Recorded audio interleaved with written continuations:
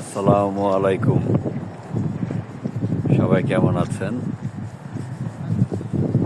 এখন ইয়াতে ভোর 6:30, 5:45। আমি ডিউটি শেষ করে এসেছি হচ্ছে 4:30, 4:45টার দিকে। এখন বের হচ্ছি নাস্তা খাওয়ার জন্য। নাস্তা খেতে যাচ্ছি। এটা হচ্ছে প্রবাস জীবন।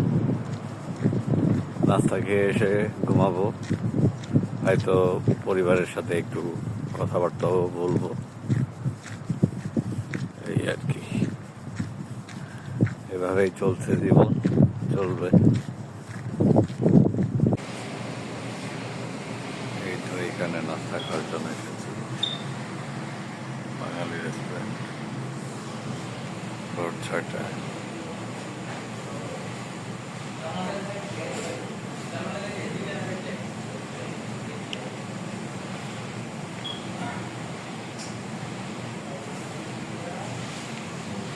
বাঙালি রেস্টুরেন্টে নাস্তা খাওয়ার জন্য এসেছি।